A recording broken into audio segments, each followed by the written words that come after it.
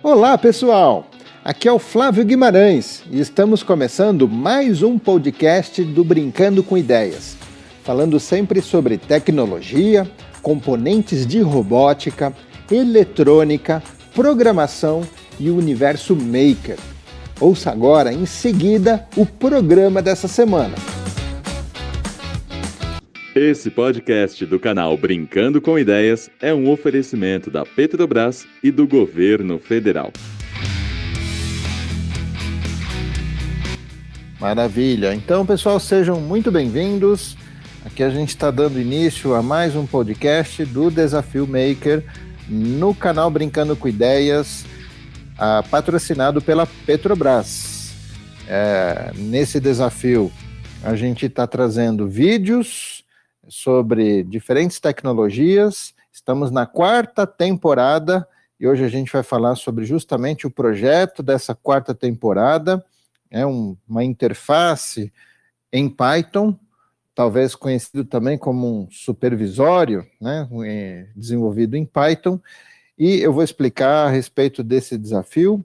Hoje é o 2º podcast da 4ª temporada. No primeiro já expliquei um pouquinho, a gente já bateu um papo aqui a respeito, e além do desafio da 4ª temporada, eu também trouxe aqui um tema, como a gente, nessa 4ª temporada, está falando do Raspberry Pi, então eu trouxe esse tema aqui para a gente poder bater um papo a respeito das aplicações do Raspberry, né? Para que será que serve essa placa? Muita gente conhece essa placa como um emulador de videogames antigos. Muita gente já conhece essa placa com alguns outros fins, principalmente quem segue o canal Brincando com Ideias, mas a gente vai falar a respeito de outras aplicações, do que será que essa placa é capaz. Então, falando aqui do Desafio Maker, na sequência do Raspberry, a gente vai explicar a respeito do desafio, desse projeto que o pessoal está fazendo, e esse aqui é um excelente espaço, pessoal, para vocês aproveitarem que estão conectados agora ao vivo e mandarem aí as dúvidas a respeito desse projeto, né? Quem está participando do desafio pode aproveitar esse espaço para tirar as dúvidas e deixar aí o projeto ainda mais afiado. Aproveitem, a gente vai daqui uns 15 dias, né, mais especificamente no dia 12, a gente vai ter a final dos projetos. Então a gente seleciona os 3 melhores lá pelos critérios, né, de qual projeto cumpre o que a gente pediu e também qual que é o mais inovador e qual que é o mais criativo. Dentro desses critérios a gente seleciona os 3 melhores e no dia 12 de março, agora no próximo mês, a gente vai mostrar numa live esses 3 projetos e o pessoal, o nosso público, né, vocês vão votar em qual projeto vocês gostaram mais. O projeto ganhador vai ganhar uma Alexa. Para o pessoal que não sabe o que é uma Alexa, né? Trata-se aí da inteligência artificial da Amazon. É um aparelho que a gente pode simplesmente ligar na tomada e conectar no Wi-Fi, e com ele a gente consegue interagir com a inteligência artificial da Amazon via voz. Então a gente pode perguntar sobre o tempo, sobre alguma notícia, sobre alguma pergunta que faríamos no Google, e a gente obtém a resposta também via voz. E não é só isso, a gente consegue utilizar calendário, lista de compras, a gente consegue até mesmo integrar a Alexa com um projeto com o Raspberry Pi, é por isso que a Alexa está entrando aqui no desafio. A gente consegue integrar com Arduino, né, com placas como ESP, e através de comandos de voz, a gente pode deixar tudo programadinho para que esse comando chegue lá na placa e execute ou consulte alguma informação da placa, por exemplo, algum sensor, e responda também via voz o valor desse sensor. Então, é uma plataforma bem bacana, e a gente vai dar uma Alexa novinha, também chamada como Echo Dot, né, o modelo dessa Alexa, é um Echo Dot da última versão, na versão aquela redondinha, e tá aqui, eu tô com ele na mão, né, tá aqui na caixinha, aqui na mão, é aquela bolinha, essa versão que eu tô segurando é uma bolinha azulada, tem 3 versões, tem a branca, tem a preta e tem essa azulzinha, e tá bem bacaninha, bem elegante, por exemplo, para deixar na sala, no criado mudo no quarto, e aí você pode dar comandos de voz e interagir aí com os seus projetos makers. Isso aqui é muito bacana. Então, pessoal, vamos lá. Vamos primeiro falar do Raspberry e aí em seguida eu falo sobre o desafio, tá bom? O projeto do desafio. Falando sobre o Raspberry, né? Se tem alguém que acabou de chegar aí, eu vou só explicar que a gente vai falar sobre as aplicações, ou seja, para que serve o Raspberry. Pessoal que está acompanhando o Desafio Maker, eu acho que a gente já está aí por volta do 8º episódio, mais ou menos, né, que já deve ter ido para o ar, 6º episódio, mais ou menos, falando dessa 4ª temporada, né? Porque o Desafio Maker começou lá no ano passado, no final do ano passado, tivemos temporada de robótica, tivemos uma temporada de Arduino especificamente, e agora a gente está tendo essa temporada do Raspberry Pi. Tivemos uma temporada do Raspberry Pi Pico, né, que é o microcontrolador desenvolvido pela Raspberry, mas essa última é do Raspberry Pi da placa mesmo, da placa PC, do desktop Raspberry Pi. Então, a gente percebe que é muito comum o pessoal ficar em dúvida, né, sobre as aplicações dessa placa. A gente já se apaixonou por essa placa logo no início, quando ela foi lançada. Então, a gente tem aqui nos nossos... aqui na bancada, a gente tem desde o modelo 1, que foi lançado, a primeira versão, né, e para quem também não sabe, foi desenvolvido lá na Inglaterra, tá, pessoal? A Raspberry é uma fundação inglesa, e eles criaram toda a placa, todo o circuito, e atualmente eles desenvolvem até mesmo componentes, né, o Pico, que é o microcontrolador, é desenvolvido por eles, e prepararam todo o sistema operacional também, enfim, é um desktop que foi criado principalmente com um objetivo educacional. Mas foi mais além. Hoje a gente tem aí várias aplicações diferentes, né, diferentes fins, e a gente percebe que vai da criatividade, da imaginação das pessoas de colocarem aí aplicação para o Raspberry. A gente está passando por uma época onde o Raspberry está bem caro, né? Claro que a gente no Brasil tem já uma barreira de importação bem complicada, ou seja, o que a gente traz lá de fora, mesmo não tendo similar aqui, a gente acaba tendo às vezes uma taxação bem alta, né? E essa dificuldade faz com que a gente encontre aqui as placas por um preço muitas vezes não muito acessível. Quando o pessoal lá na Inglaterra criou essa placa, eles pensaram justamente em popularizar o acesso à computação. Por isso, a primeira placa foi lançada a um custo de $25 lá fora.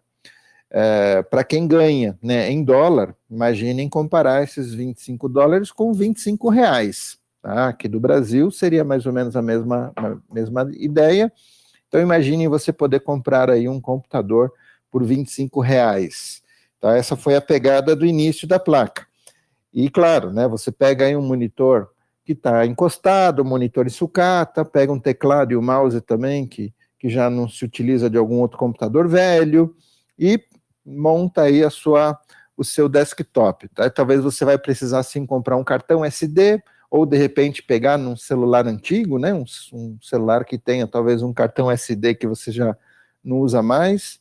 Com o cartão, eu diria de uns 8 GB, já dá para fazer muita coisa legal com o Raspberry. Né? 4 GB já cabe lá um sistema operacional também, né? Dá para brincar. E é basicamente isso, ou seja, com esses $25 e mais esses periféricos básicos, você montaria um desktop. E por que a Raspberry fez isso? Justamente para popularizar a computação, e não a computação em si, todo mundo conhece computador hoje em dia, mas para dar acesso ao aprendizado da computação. Ou seja, como que a gente pode aprender programação, sistema operacional, redes de computadores, né, como internet, por exemplo, como que a gente pode aprender tudo isso só por livro, só por tutorial na internet, né? É impossível, gente. Para aprender tecnologia, fica a dica, tá? Se tem alguém aqui acompanhando a gente e está começando a ter acesso a essa tecnologia, né? Enfim, a criar e programar e tudo mais, fica a dica de que a gente tem que pôr a mão na massa, a gente tem que pôr a mão nos bits, se for possível, como eu já brinquei aqui em alguns vídeos que a gente já fez, já brinquei com os alunos também dos cursos, que a gente tem que pôr a mão, a gente tem que fazer para aprender.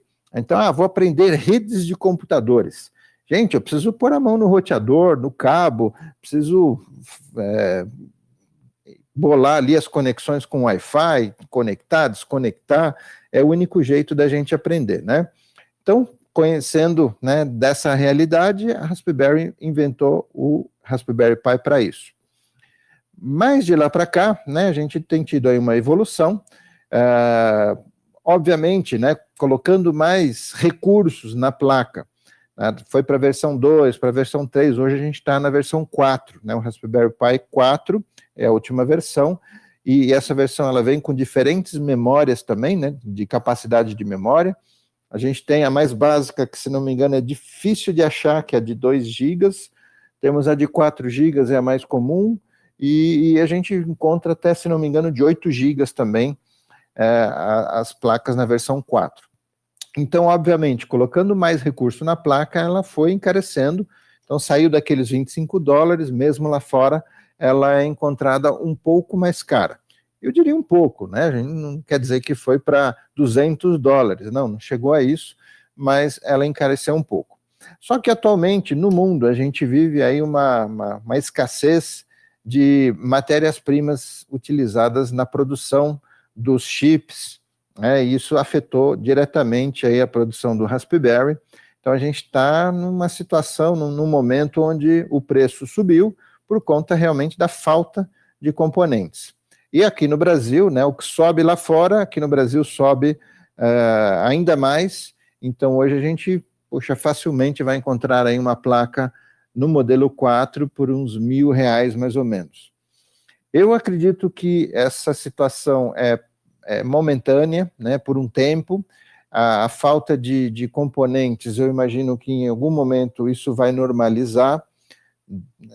Tem um pouco também o efeito pandemia, né, as fábricas fechadas na época dos picos da pandemia e tal, então isso deve ter afetado muito também, mas em algum momento eu acredito que isso vai se normalizar, a demanda aí de componentes e tudo mais, e a única coisa que a gente continua tendo aqui no Brasil é a nossa carga impositiva. Mesmo assim, a gente acaba tendo uma placa, por exemplo, antes, né, de ter subido o preço, a gente encontrava uma placa aqui, um Raspberry também 4, na faixa aí de uns R$400. Não é tão acessível quanto os $25 para o pessoal lá fora, mas já passa a ser um pouco acessível para quem está querendo aprender essas coisas, né, para quem está querendo entrar no mundo da computação. Então, dando essa introdução aí para o pessoal, né, sobre o Raspberry, reparem que eu já citei aí na primeira aplicação, que é justamente, né, o motivo por ter existido, por terem criado o Raspberry, que é o aprendizado. Então, não só o uso do Raspberry em escolas, né, em empresas, no setor educacional, como também o uso para o aprendizado próprio, né? Aquele autodidata que quer aprender a programação, quer aprender Linux, por exemplo, né? Que a gente tem o principal sistema operacional do Raspberry baseado em Linux. Quem quer aprender também sobre redes de computadores, né? Linux é a melhor plataforma para você aprender sobre redes. A maioria de servidores por aí que a gente tem na internet funcionam baseados nesse sistema operacional, no Linux. Ele é o mais clean, mais fácil de você ter, enfim, de você proteger, né, de você ter segurança.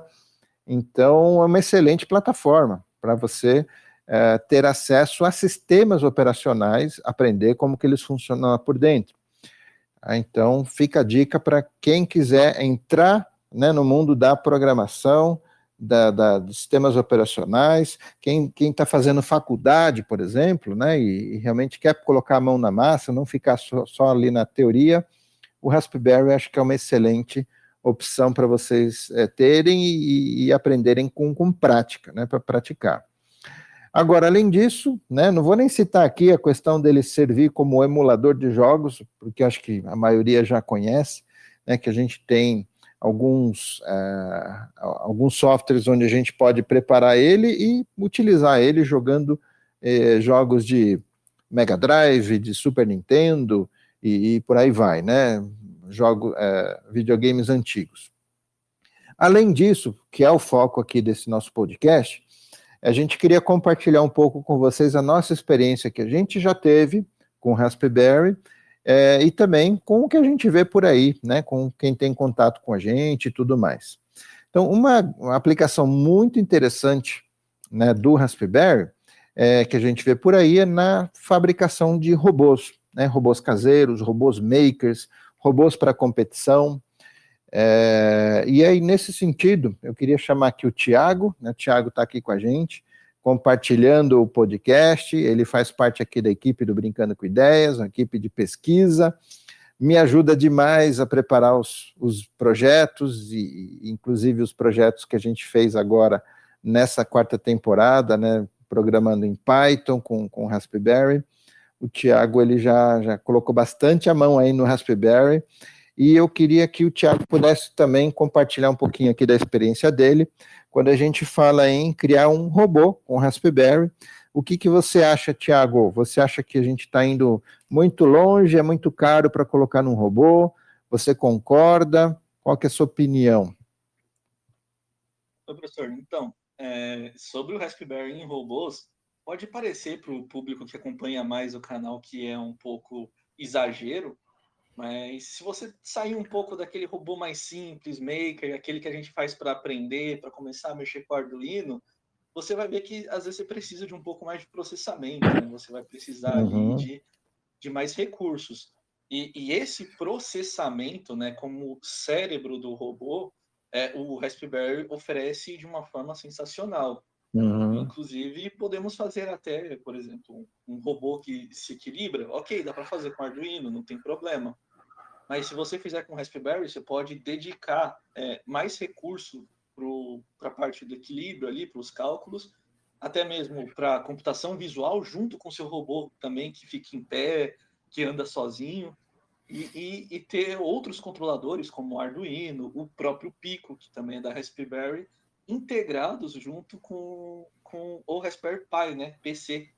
Então, essa flexibilidade ali de ter o sistema operacional, também ter as GPIOs, que você também pode controlar alguns atuadores, ter sensores, e também poder ser integrado com outros microcontroladores para tarefas menos importantes ou até mais dedicadas, né, que aquele microcontrolador precisa se dedicar a alguma coisa, faz com que você chegue num nível ainda maior. Maravilha, e inclusive também, né, Thiago, nesse sentido de você ir mais longe, né, com o Raspberry no seu projeto, você pode dispor de algoritmos mais complexos, que seria impossível você colocar dentro de um microcontrolador, e aí eu não estou falando só de um Arduino, né, qualquer microcontrolador seria impossível de colocar um algoritmo de inteligência artificial, por exemplo, de reconhecimento de imagem, né? Até a gente tem aquela placa, tem um ESP que já vem com uma câmera, né? E dá para colocar alguma coisa ali. Porém, imaginem que com o Raspberry, tendo mais capacidade, mais processamento, mais memória, a gente consegue algoritmos que trabalham um pouco melhor, inclusive as imagens, a gente consegue integrar o o sistema na placa com a internet e aproveitar da inteligência artificial, do Big Data que existe na internet, né? Então você consegue ir muito mais além, né? Sendo que com o microcontrolador você ficaria muito limitado. Agora, Tiago, além de robô, a gente vê também muita gente utilizando o Raspberry Pi em automações, às vezes caseiras mesmo, né? Automação residencial, como um pequeno servidor, ou mesmo permitindo, né, você ter todo um controle sobre o que você automatiza numa casa, numa residência, através de um Raspberry. Você também chegou a ver por aí, Tiago, algum projeto assim de automação, alguma coisa já desenvolvida? Nessa parte de automação, entra um outro quesito aí que é legal do Raspberry, que é estar nesse mundo open source, né? E tem muita coisa feita pensando no Raspberry. Por ele ser mais famoso e também ser mais acessível, né, tem projetos, sistema operacional específico para automação que foi criado pensando para colocar no Raspberry. Então, assim, eu quero que o meu Raspberry ali controle, seja o cérebro da minha casa, né? Ele vai se comunicar com todos os outros dispositivos que também têm microcontroladores, mas o Raspberry vai ser o cérebro, ele que vai estar ali coordenando tudo, né? Quando eu falar alguma coisa, eu vou falar para o Raspberry para ele mandar o comando para o dispositivo inteligente. E aí você tem um sistema operacional que você pode simplesmente só gravar, colocar no cartão SD, botar no Raspberry e pronto, está feito. Né? Até porque nessa mesma página do sistema operacional tem um tutorial, tudo muito bem explicadinho, né? E normalmente quando eles acham algum erro, falta alguma coisa para ser feita, a própria comunidade ali de programadores, de usuários, de makers, já pega, fala, olha, precisa dessa funcionalidade, aí vem um programador ali, vai lá, faz, manda uma sugestão, ele já integra no sistema, atualiza para todo mundo e acaba evoluindo assim já com o uso de várias pessoas. E fora isso também tem a própria programação que você pode fazer no próprio sistema operacional do Raspberry para se integrar com Alexa ou até outros sistemas aí de inteligência artificial. Maravilha. Falando sobre a questão de colaboração, me faz lembrar, né, a comunidade que a gente vê muito grande e ainda crescendo, né, a comunidade em torno do Arduino, e o que está relacionado à linguagem Arduino, que leva junto tudo que é feito, né, que é como que hoje nós temos de forma distribuída, de forma também open source, né, fontes abertas, e nesse caso da automação com Raspberry, você acha que também segue nesse sentido, Tiago? Ou seja, são comunidades também abertas, compartilhando códigos open source, ou ainda existe aí um pouco de empresas fechadas aí? Na automação residencial, tirando aquela caseira, até tem alguma coisa mais fechada de outras empresas que nem, ou podem até utilizar o Raspberry, mas ele está ali bem escondidinho para ninguém perceber. Mas, assim como no Arduino, no Raspberry também tem essa comunidade, acho que são das que eu conheço, assim, do universo Maker ali, da parte de microcontroladores, de automação, são as duas maiores, né? Tanto a Raspberry, que como organização, né, raspberry.pi.org, quanto a Arduino.cc, né, são duas organizações muito grandes, assim, que fomentam isso, né? Não só é uma empresa que vive desse produto,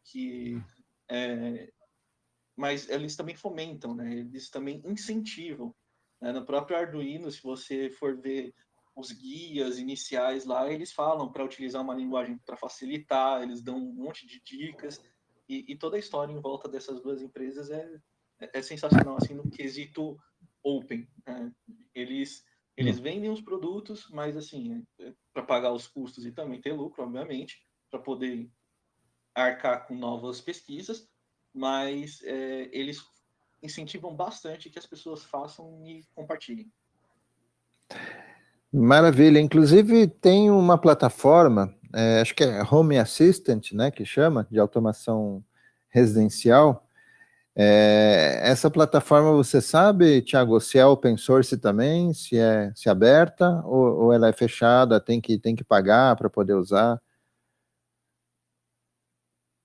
Essa plataforma em específico, professor, eu sei que você pode baixar e utilizar, mas eu não sei se tem a categoria paga, né?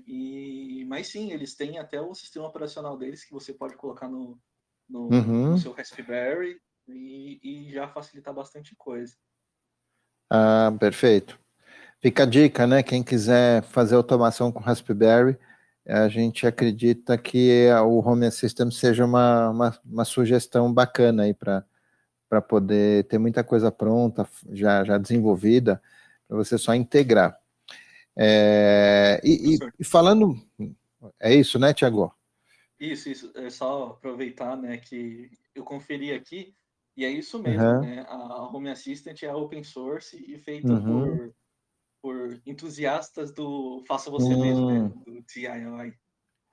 Maravilha. Seguindo essa mesma filosofia, né, criada com o movimento do Arduino. Isso é legal. Raspberry eu sempre apostei muito no Raspberry por ter essa mesma filosofia. Claro que é aquilo que eu falei no início aqui da nossa conversa, a gente ainda tem a dificuldade do custo, né, custo Brasil, né, de importação, enfim, a taxação. No momento, no mundo, o Raspberry está mais caro, assim como eu imagino também outros computadores, enfim, videogames, né, que devem também ter encarecido aí por conta da falta de chips. Mas, enfim, independente dessa dificuldade que a gente tem, eu sempre acreditei demais no Raspberry por ser assim por terem uma filosofia de comunidade, né? A gente crescer compartilhando conhecimento e principalmente código, né? Que é o que faz a comunidade crescer. E um outro ponto também que eu queria comentar aqui a respeito da aplicação do Raspberry, indo um pouco na linha da automação, mas ampliando mais, não ser restrito a uma residência ou mesmo qualquer automação, seria no conceito amplo da internet das coisas. E esse é um conceito, ou seja, a internet das coisas, para explicar assim de uma forma talvez bem simplista, a gente está falando de uma vertente, né, de um braço da inteligência artificial. E em algum momento onde a gente precisa ter uma interação com algum algoritmo de inteligência artificial, né? Alguma solução de IA, a gente precisa ter uma interface com as coisas, né? Uma coisa mandando informação para outra ou para esse sistema de inteligência artificial. É aí que entra a tal da internet das coisas, né, justamente integrando um objeto, que é basicamente o quê? Um sensor, um motor, uma válvula, ou mesmo algum equipamento, né, comum que a gente utiliza, que lá dentro tenha um sensor, uma válvula, um liga-desliga lá, um tal do relé. Então, integrando isso com um sistema de inteligência artificial. E no caso do Raspberry, ele entra como uma luva para isso, porque, claro, um microcontrolador já resolve essa questão, a gente já tem, né, capacidade, às vezes até de sobra, para você poder integrar com a internet e fazer essa interação de dados, recebendo e enviando para um sistema de IA, mas no caso do Raspberry você tem até como processar local melhor, colocar mais algoritmos de reconhecimento de fala, de reprodução, né, de áudio com base em texto, por exemplo, reconhecimento de imagem.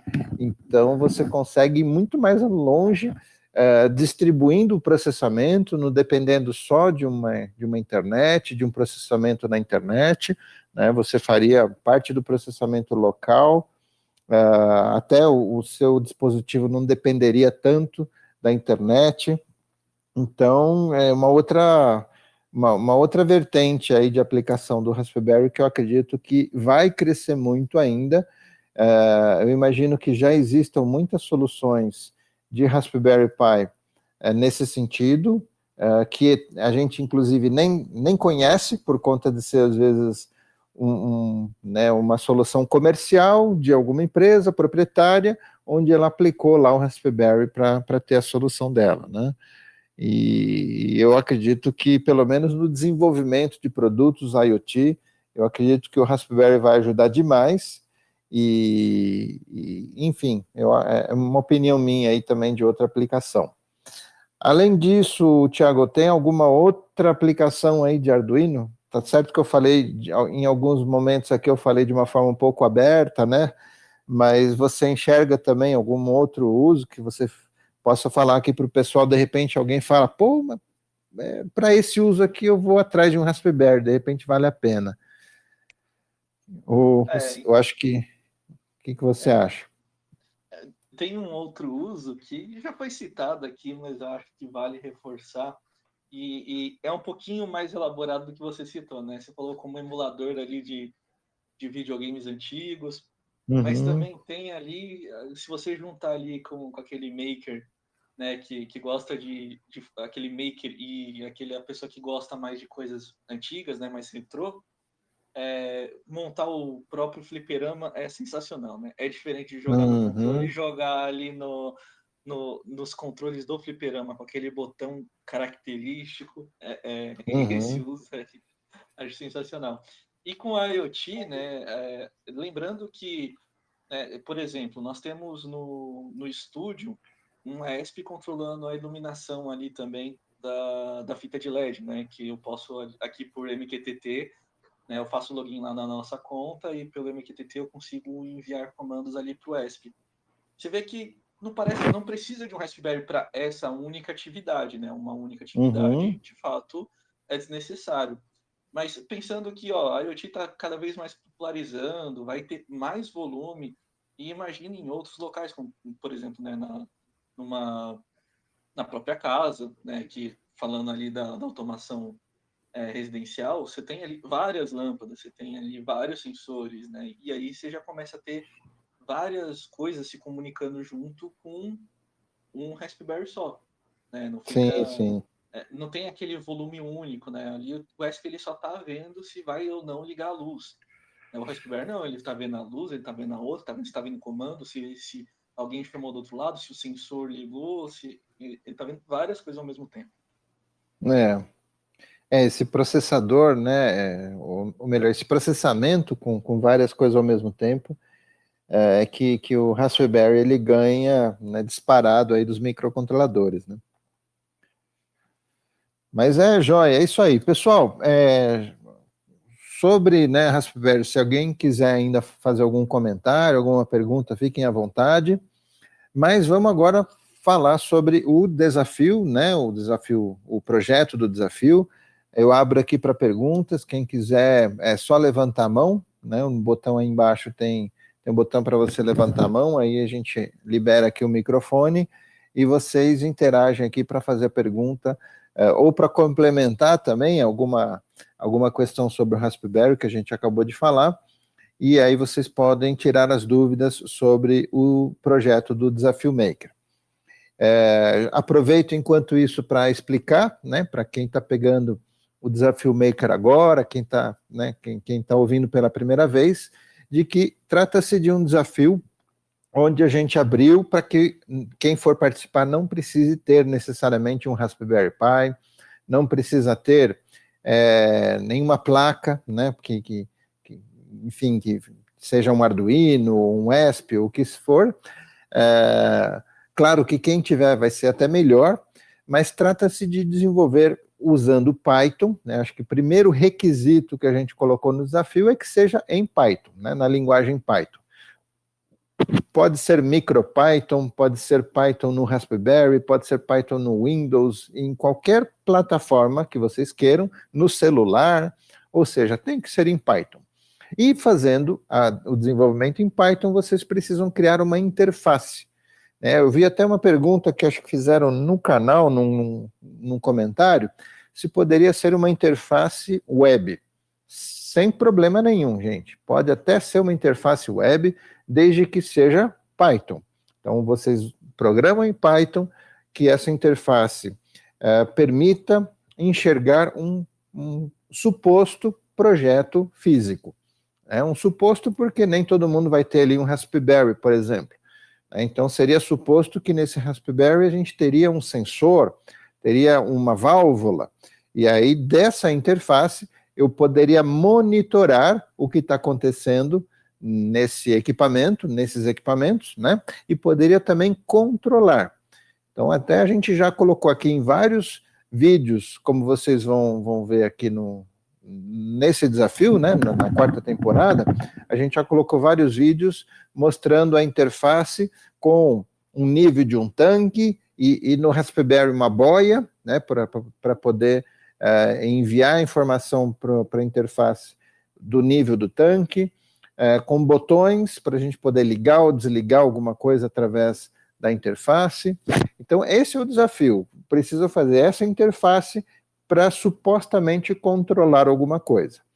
Quanto mais criativo, melhor. Tá? Por isso que, muitas vezes, eu não tenho ali um Raspberry, uma placa, mas se eu usar a criatividade, eu posso simular, faz de conta mesmo.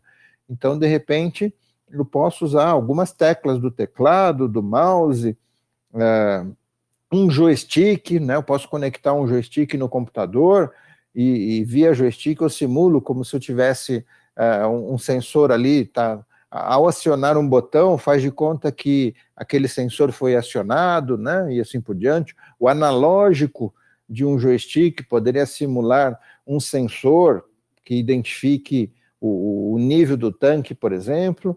Enfim, com a criatividade eu faria esse de conta da informação chegando nesse portal e o portal mostraria a informação como se eu estivesse monitorando.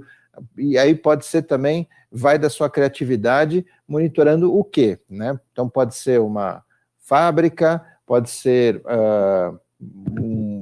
um equipamento especificamente, pode ser um carro, né? um avião, enfim, você tem ali aquele monitoramento do que está acontecendo e essa é a pegada, fazer essa interface funcionando, né, com alguma coisa física, nem que seja o teclado, né? E para controlar, poderia controlar simplesmente ali a luz do caps lock, né?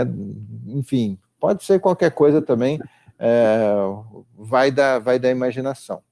Então é basicamente isso, e para vocês participarem, é só desenvolver aí mesmo, né, do jeito que vocês quiserem, e fotografar e fazer um filminho. Né, tirar quantas fotos vocês quiserem para poder mostrar o projeto funcionando e principalmente fazer um filminho ali de no máximo 3 minutos, bem resumidinho, né, para também, imaginem a gente aqui assistindo vários filmes longos, né, a gente não vai ter tempo para assistir tudo, então para que a gente possa assistir tudo, um videozinho ali de 3 minutos, mostrando o projeto funcionando e explicando, né, o que está às vezes por trás que a gente não está enxergando ali no vídeo. Feito isso, filminho, tirou foto e o projeto já está funcionando, pronto. Acessa lá o site do Brincando com Ideias, né, que é facinho, é só digitar brincandocomitdeias.com. Aí vocês vão achar o nosso site e lá tem uma aba já bem lá em cima, Desafio Maker, aí você entra nessa aba, vai lá embaixo e lá embaixo tem um link para vocês irem para o formulário. Então é no formulário que vocês vão anexar a foto, o filminho, preencher os outros dados e enviar para a gente. Pronto, feito isso até o dia 5 de março, dia 5 de março é o dia limite, né, é um sábado, vou até conferir aqui se é isso mesmo, para não falar isso mesmo, dia 5 de março é o último dia de entrega e vai até a meia-noite, tá bom? Meia-noite do dia 5 de março é o limite para entregar. Quem entregar depois, se o projeto ficou muito legal, a gente vai até mostrar na live de encerramento. Claro, a gente não desperdiça aqui nenhuma boa ideia, nada. Porém, para ser justo para todo mundo, quem entregar depois do prazo não vai concorrer à premiação, né? Então, a gente só classifica os 3 melhores que entregaram até a meia-noite do dia 5 de março. Classificamos os 3 melhores, então no dia 12 de março a gente vai ter a live, onde a gente vai mostrar esses 3 finalistas e algum outro projeto atrasado, mas em destaque, a gente vai mostrar o vídeo, vamos comentar sobre os projetos e vamos dar um link para o público para votarem no projeto que mais gostaram. Ali mesmo, ao vivo, o pessoal vota, eu vou esperando um tempo até o pessoal votar, normalmente eu dou uma meia hora para o pessoal votar e fico ali cobrando para o pessoal votar, e aí no final a gente divulga quem que foi o mais votado e finaliza a premiação. Depois a gente entra em contato com o ganhador, pega os dados para envio e manda o prêmio para casa, tá bom? Direto para o endereço que o ganhador pedir. Então é isso, gente. Se alguém ainda tiver alguma dúvida, levanta a mão, que a gente abre o microfone, interage aqui com a gente. E aproveito para comunicar que daqui a pouquinho, às 20 horas, a gente vai estar ao vivo lá no canal Brincando com Ideias, no YouTube, e lá a gente vai estar trazendo um tema, né, uma mini aula sobre uma questão, né, do comando if, né, no comando if, o que realmente o Arduino considera como verdadeiro ou falso, né? Lembrando que o que eu coloco na condição de um if do Arduino, se for verdadeiro, ele executa aqueles comandos dentro do if, se for falso, ele não executa. E aí ficou essa dúvida, uma vez, inclusive, acho que foi umas 2 semanas atrás, mais ou menos, eu falei errado aqui, falei, olha, tal situação aqui, ele considera como falso, e eu errei, falei tremendo numa besteira. Teve, se não me engano, foi o Wesley que comentou, me corrigiu, falou, não é isso, tal, com toda a razão, eu é que errei. Então a gente vai falar sobre esse tema, eu vou explicar o certinho, né, o que realmente o if considera como falso ou verdadeiro, para não ficar dúvida nenhuma, para o pessoal, inclusive, saber que, às vezes, até mesmo um texto que eu coloco ali, um número grande, tem a sua... Ou seja, não vai dar um erro, ele vai avaliar se é verdadeiro ou falso, e é isso que eu vou explicar daqui a pouquinho, tá bom? E, na sequência, também, quem é aluno dos cursos ou Arduino ou Robótica, está convidado a participar do encontro com os alunos. Quinta-feira, a gente não para, a gente já teve aqui agora o podcast, às 8, a mini aula, e às 8h15, 8h20, a gente vai para o encontro com os alunos. Então, você é aluno, vai lá no grupo do WhatsApp, que já tem o link lá para vocês entrarem no Zoom, na nossa sala lá de encontro com os alunos. Beleza, pessoal? Eu vou deixar aqui a palavra com o Thiago, vou me despedindo, e aí o Thiago fica com a última palavra. Muito obrigado aí pela participação de todos, espero aí pelo projeto de vocês, tenho certeza que hoje, aqui, né, nesse desafio, a gente vai receber aí projetos muito caprichados, e uma boa noite a todos, fiquem com Deus. Thiago, a palavra final é com você, fica à vontade. Muito obrigado, pessoal, por terem participado aqui ao vivo conosco, e também para quem está ouvindo gravado aí nas outras redes do Brincando com Ideias, né? Deem uma olhada lá no YouTube, no canal Brincando com Ideias. Vocês vão encontrar ali as playlists. Tem a playlist de cada temporada e tem uma playlist juntando todas as temporadas do Desafio Maker. Mesmo que não esteja mais valendo os prêmios, façam os desafios, é bacana, vocês vão aprender, vão ali testar tecnologias novas, linguagens novas, e isso vai abrir ali algumas possibilidades nos seus projetos, quem sabe, né? Então, maravilha. Ficamos aí até o próximo vídeo e até a live de encerramento desse desafio aí que está chegando no final. Tchau, tchau. Beleza, pessoal? Tchau, tchau. Boa noite a todos.